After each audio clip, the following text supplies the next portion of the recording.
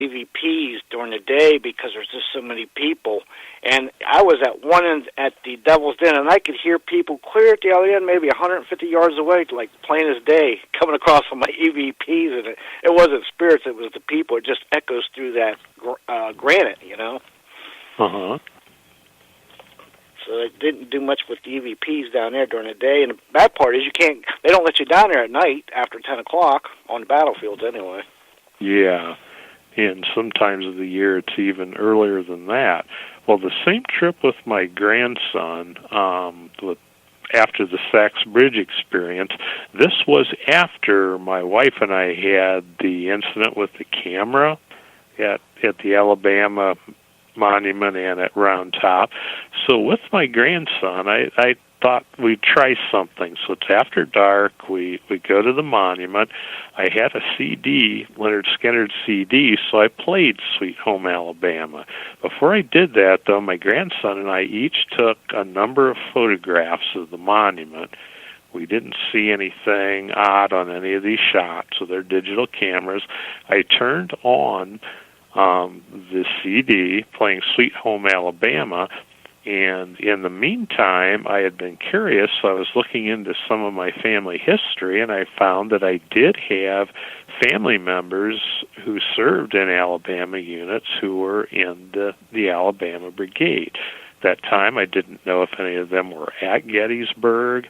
In some cases, I wasn't even sure of the exact relationship, but I read off the names of the men that I had found while the music's playing, and my grandson took 15 photographs while I did this.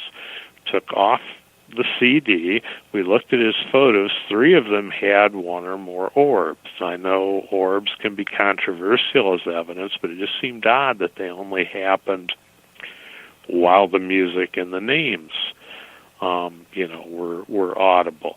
We both took more shots without the music and the names, and again, no orbs.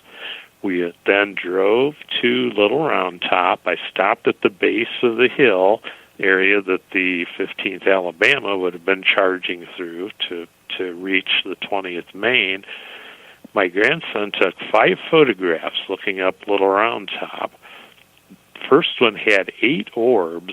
Some of them had tails. They looked to be converging at a point just in front of us. The next 4 shots that he took were a yellowish, reddish, orangish mist that got bigger with each shot. Not visible to the naked eye, but visible to the camera. The odd thing was my camera would not work at that point. Different camera that I'd had the previous trip.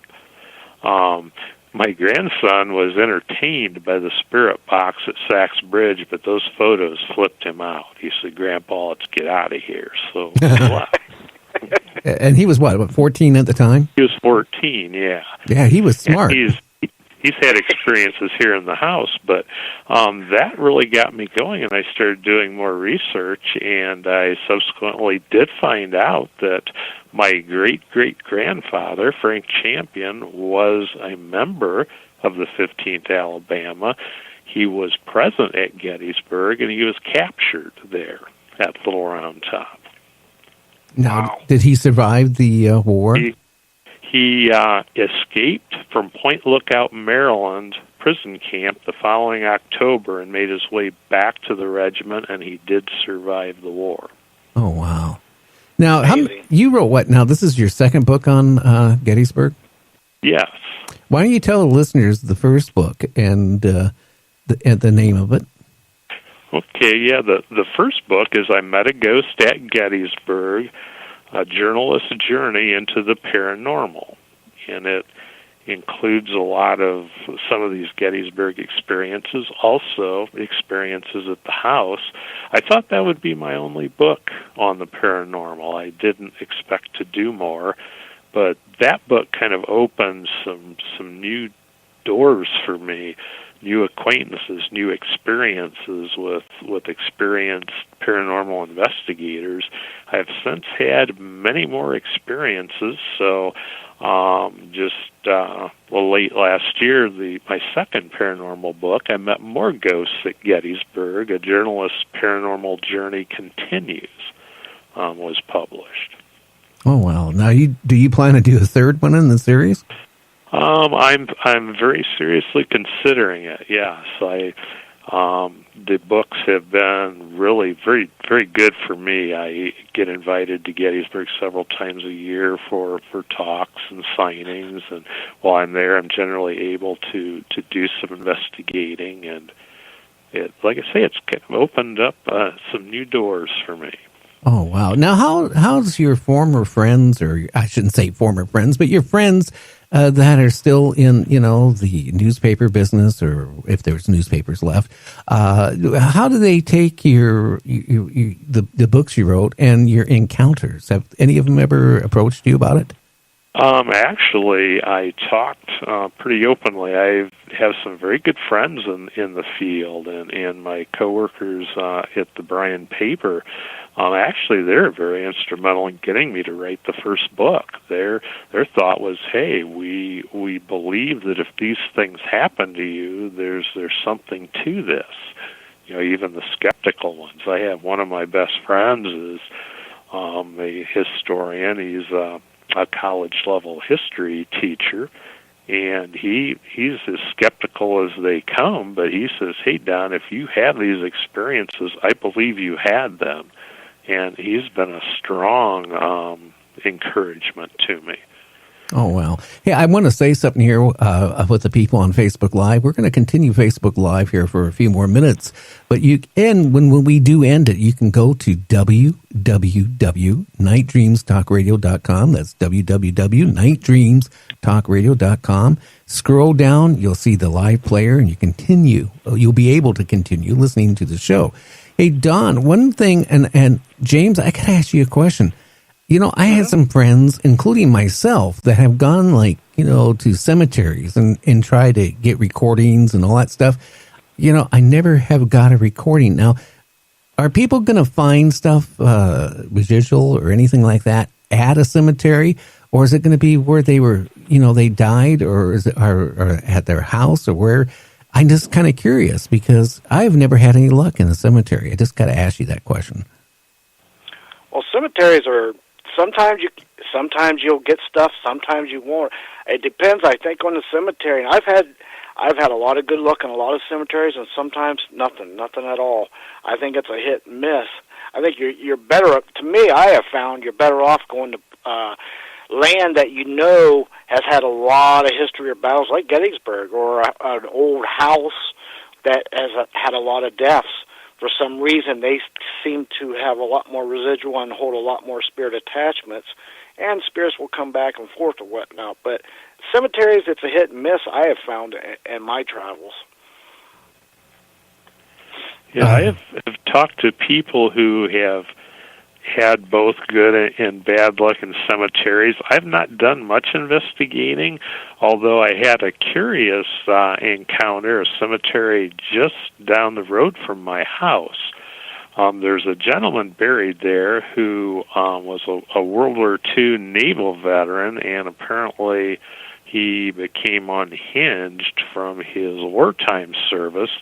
In 1946, after he returned home, he viciously murdered, stabbed, and beat to death a librarian in the basement of our library.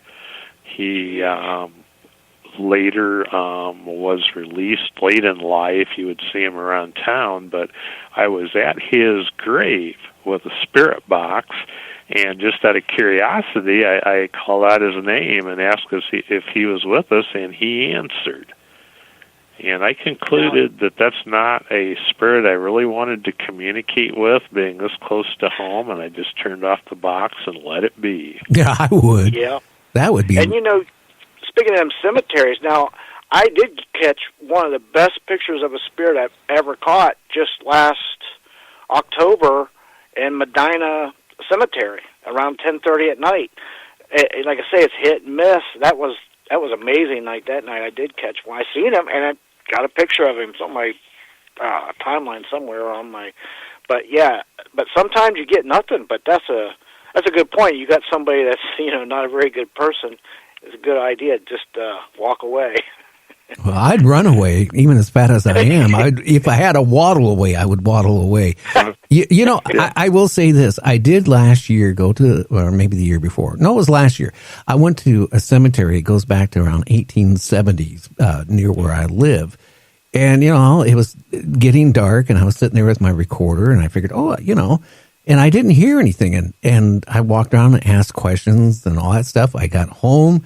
And all of a sudden, you know, I would hear children, you know, it sounded like they were playing. Now, I didn't assume that because to the left of the cemetery, to the right of the cemetery, it was all like little mini forests, no houses in the whole area. That's what I thought, you know. So I heard this and I was so excited and I was about ready to play it on my show that night. But I just, for some reason, I said, well, let's go back to that cemetery again. And back part of the cemetery, maybe like 80 to 100 feet, there was a fence. And on the other side of the fence, there was a house, and they had, you know, all that stuff for kids, like swing and all that stuff. So I really shot it down. Yeah, that happens. That's the same way at Gettysburg. When I tried to give you peas down there at the Devil's Den, it just, people 200 yards away sounded like they was right beside me. Just echoed through it. Yeah. Now, I got to ask both you guys, you know, have you ever been like in bed, you know, you're not asleep? Well, at least I hope, you know, when this happens, but it's happened to me. All of a sudden, it feels like somebody is like either sitting on the bed, or you can feel like the springs moving, like something's creeping forward or towards you. Have you guys ever had that happen?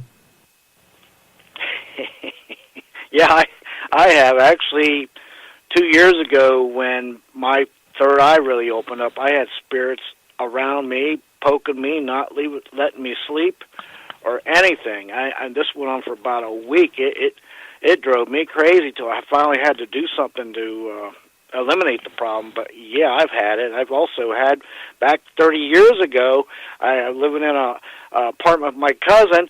There was a spirit of an old man there, and way back then I tried to put my psychic abilities, I didn't want to hear about it, you know, but this guy was attracted to me every night. He'd wake me up, move my clothes. Finally, after 2 weeks, I had to move out. He wouldn't let me sleep. So yeah, I know what you're talking about there.